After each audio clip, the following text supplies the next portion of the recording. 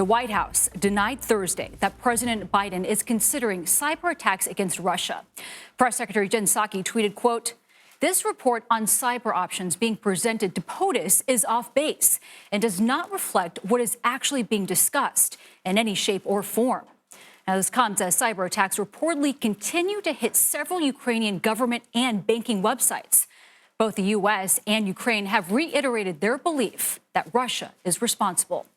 For more on this now, I want to bring in CBS News technology reporter Dan Patterson. Dan, thank you very much for joining us.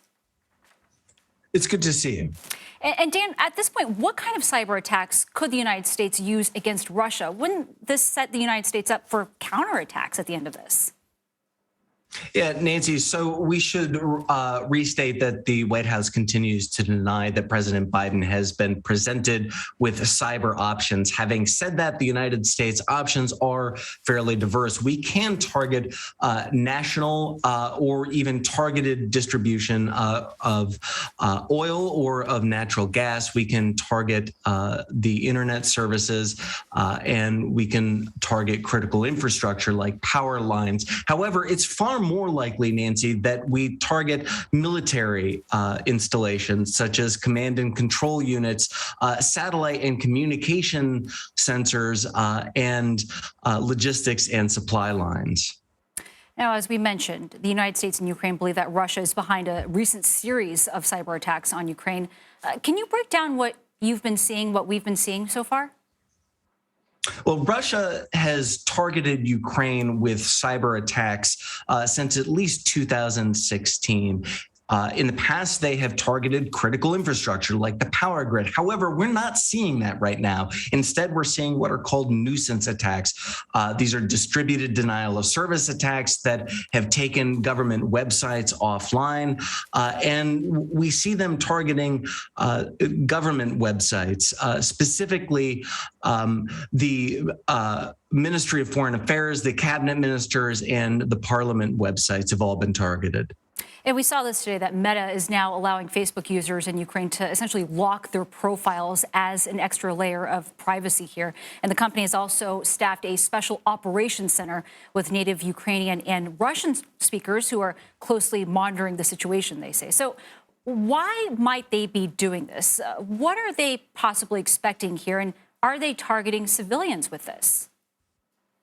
Well, Meta tells CBS News that this is a precautionary measure and that there is no current evidence of widespread manipulation on their platforms. However, CBS News has obtained information indicating that there are some Spanish language accounts spreading misinformation targeting Americans. And Dan, the United States also now sanctioning Russian banks, with President Biden saying those banks hold around $1 trillion in assets. So could Russia begin targeting our banks via cyber attacks? And how safe are banks in the United States right now?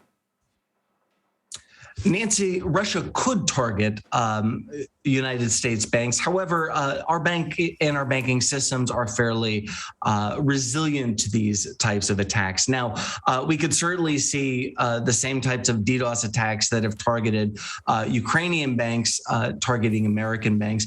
And we could see phishing attacks designed to worm their way into the banking system and take them offline from inside. But right now, once again, we see no evidence of that. You do see this video right here. People in Ukraine, as well as surrounding countries, have been taking out their money from banks. We've seen those long lines. Dan, what is their biggest fear here? What is the worst case scenario? Well, again, we want to downplay any type of worst case scenarios because things can spiral pretty quickly. However, the capabilities are pretty severe. We have seen the capability for Russia and other adversaries to target critical infrastructure. That's power supply, that's water supply. And these are often running fairly old software systems. So defending a lot of those systems can be a challenge. Dan Patterson, thank you very much. We will check in with you again soon. Good to see you.